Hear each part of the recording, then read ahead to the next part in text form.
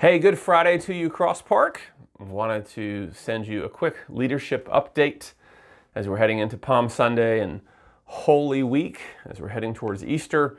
It's natural to want to begin to think about the resurrection, and particularly in the year that we've had, to begin to think about the good things that are to come rather than the sad things that we have experienced. And indeed, Easter gives us a reason for joy that is incomparable. There's nothing else that compares to Easter joy, that we have a guarantee of future delight that is beyond anything we've ever experienced. And that guarantee is because of Jesus' resurrection. And it keeps us going now when we're not experiencing that kind of joy, that we have the beginnings of victory, this experience of eternal joy. We have the beginnings of that in Jesus, but there's much more to come.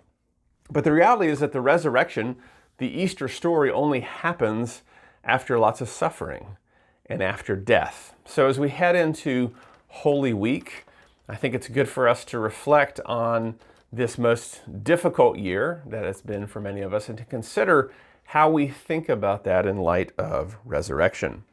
Sin and brokenness have reared their head in ugly ways this year that, although they shouldn't be shocking, they have caught us a bit off guard. We all know the world is hard and tragic and can change at any moment. And most of us think that we will somehow be above average, meaning that the worst stuff won't happen to us, that somehow we'll avoid the tragedies, we'll avoid the hardest things. Those things will happen probably to someone else, but hopefully not to me. And when they happen to me, they won't be all that bad.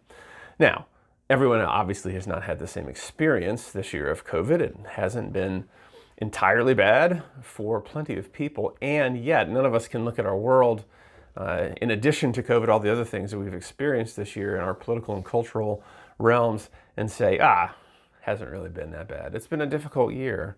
And as we face such a difficult year, we're reminded of how tenuous life is, that there's very little that we actually control, that we often rely on structures and circumstances and successes to give us the joy and happiness that we say we want to have, primarily from our relationship with God, but oftentimes it comes simply through our circumstances. Now, this year has felt kind of defeating, and we're all straining appropriately to want to get back to some kind of normal. But I want to revisit this idea that, in fact, always, whether it's a pandemic year or not, always we have to learn to suffer and struggle well. I mentioned in my sermon last Sunday this idea from J.R.R. Tolkien of the long defeat, that we have to admit that we are in a long defeat. I don't mean COVID particularly. I mean sin and suffering and the brokenness of the world, our inability to make the world act like we want it to not always be able to get the results that we desire.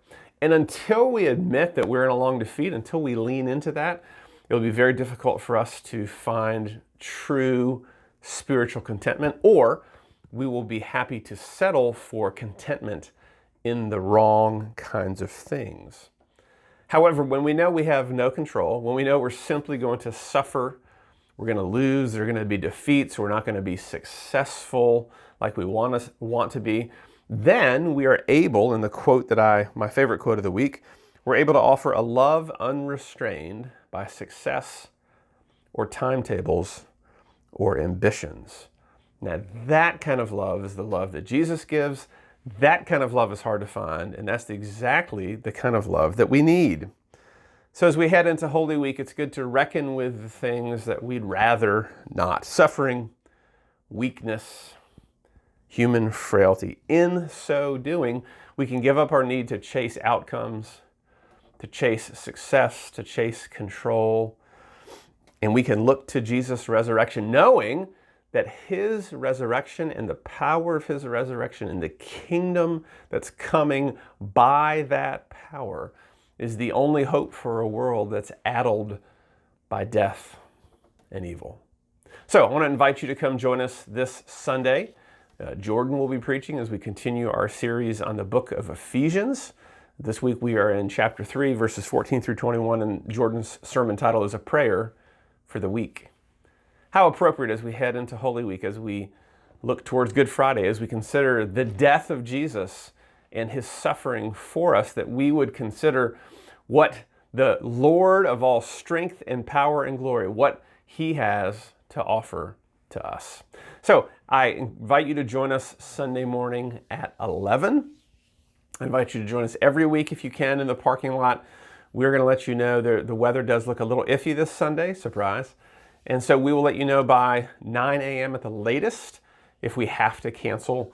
If you don't get an email from us at 9 a.m., you should assume we are trying to meet. And we'll let you know if there's some chance of us moving the service to a later time. If you can't make it in person, there's always the digital service for you as well.